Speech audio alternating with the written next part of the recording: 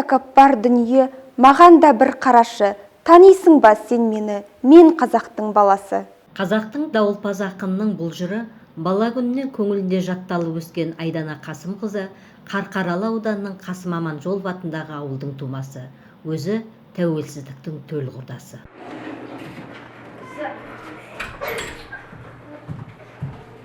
Сәлеметсіңдер ме? Сәлеметсіз бе? Отырамыз. Айдана Теміртау қаласындағы 20-шы мектеп лицейінде қазақ тілі мен әдебиет пәнінен сабақ береді.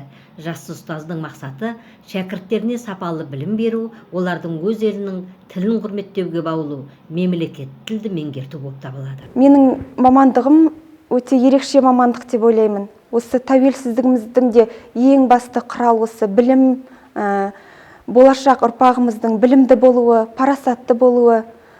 Енді осының барлығын осы мектеп табалдырығын аттаған әрбір балаға сіңірту осы мұғалімдердің міндеті деп білемін. Абай атындағы Саран гуманитарлық техникалық колледжін, кейін Қарағандыдағы Болашақ университетін бітірген ол 2011 жылы Теміртау қаласындағы 20-шы мектеп лицейінде алғашқы еңбек жолын бастайды.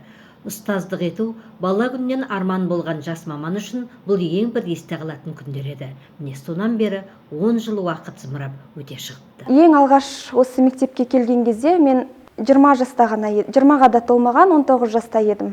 Осы мектебіміздің басшысы Қоңыртаев Ғалым Нұрлановичтің алдына келіп, ең бірінші рет шығарма жазған едім. Сол кезде бір қорқыныш болған, менде ол кісі мені жұмысқа қабылдар алдында маған бір эссе сияқты жазғызып еді. Сонда ойлайтынмын, мұғалім деген демек осы басшының алдына келіп, әрбір ай сайын ба 90 сайын осындай эссе жазу керек шығар деген сияқты бір қызық сәттер болған.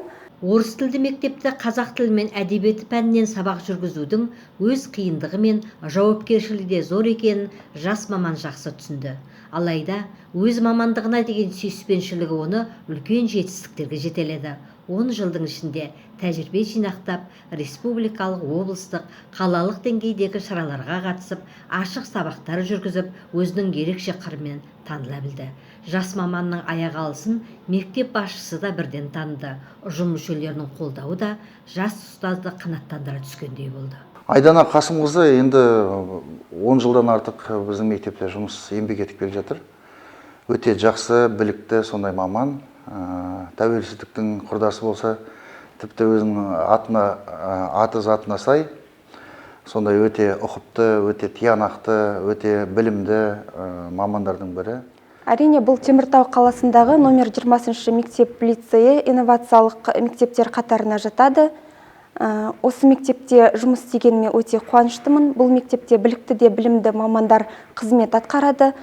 Соның бірі, енді әрбір жас маман болып келген кезде өзіңе де ұстаз керек болады. Сондай ұстаздардың бірін атап өткім келеді. Ол осы қазақ тілі мен әдебиеті пәнінің мұғалімі, осы мектепте жұмыс жасайтын Ынтықбаева Ләззат Жұмашевна.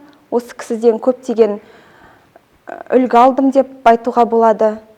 Жалпы айтқанда, осы менің әріптестерім маған осылай маман болып қалыптасуыма өзіндік күшін салды деп ойлаймын.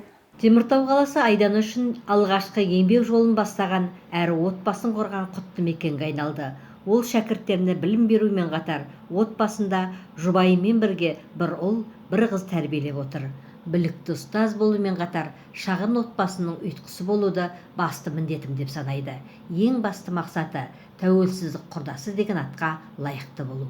Қазақстанмен бірге гүлденіп, бірге ержетіп келе жатырмыз. Тәуелсіздіктің құрдасы екенімді мен мақтана айтамын. Біз тәуелсіздіктің көптеген мүмкіндіктерін қолдана алдық.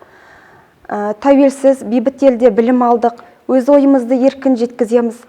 Қазіргі өзі жастарға болашақта бізде қойылатын бір талап қой, ойымызды еркін жеткізе білу. Соның барлығын біз қолдана білдік деп ойлаймын. Арадағы 10 жылдың ішінде Айдана Қасымқызы ұжымның білікті ұстаздарының қатарына қосыла білді. Зор ізденістің арқасында ол ұстаз модератор атанды. Ұстаздық еткен жалықпас үйретуден балаға демекші, шәкірттерін білім нұрымен сусындатуда өзінің де біліктілігін арттырып отырады. Бұл уақыт талабы. бір құптарлығы, мектеп басшылығы да әсіресе жас мамандарға үлкен қолдау жасап отырады. Тәуелсіздіктің төл құрдасы Айдана Қасымова үшін тәуелсіздік ең қымбат ұғым, ал тәуелсіздік құрдасы болғанын әрдайым мақтаныш етеді. Міне биыл тұғырлы тәуелсіздігімізге де 30 жыл болды. Тәуелсіздігіміздің төл құрдасы болғанымызды мен мақтан етемін. Тұғырлы тәуелсіздігіміздің тұғыры биік болсын, көк байрағымыз көкте желбіреп, болашақ ұрпағымыз білімді де парасатты болсын. Мен тәуелсіздіктің құрдасымын.